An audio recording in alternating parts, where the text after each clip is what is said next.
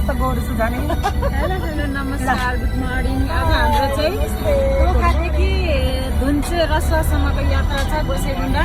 यता हाम्रो गोकर्णबाट हुनुहुन्छ प्यारी दिदी अम्बिका सिस, अनि उता राङ्गी दिदी हुनुहुन्छ, यता राङ्गी चाहिँ चक्लेटी काली मैया तारा दिदी।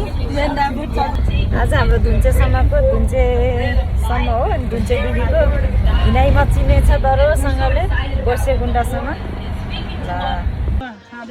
खाजा खाने ठाउँमा आइपुग्यौँ हामी चाहिँ दुईचोटि। हाँसो गर नि त। ल ल हामीलाई चाहिँ यहाँ गोसेगुन्डाको यात्रा मिनी वाटर कटेर पनि ल हामी चाहिँ यहाँ खाना खाने ठाउँमा आयौँ। चिकन खाना 450 रहेछ। मिठो दिदी हेलो।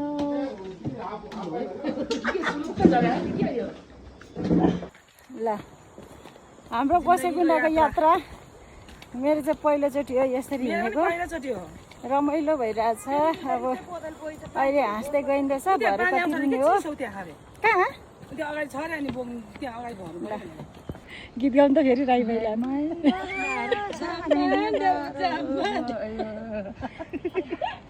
गाह्रो हो। ल एकछिन बस्नु न राई हाततिर गयो भने थका लाग्छ। ल हाम्रो चाहिँ एउटा उकालो चढेर बसाइ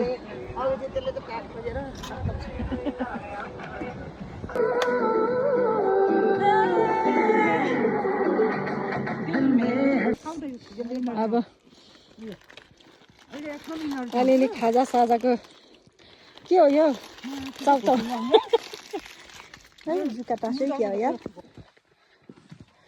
लौरी विनायकको उकालोमा साथीहरूलाई एकदम गाह्रो भइरहेछ है क्या हो।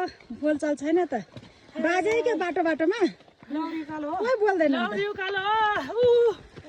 म त ल हामीले चाहिँ एकजना भरिया भाइलाई पनि झोला बोकाएर सुन्ता दिदीलाई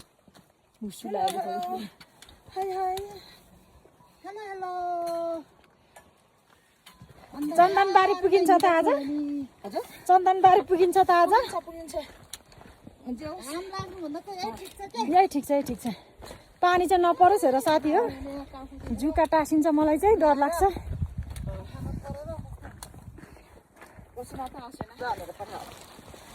ल है आयो। Hello guys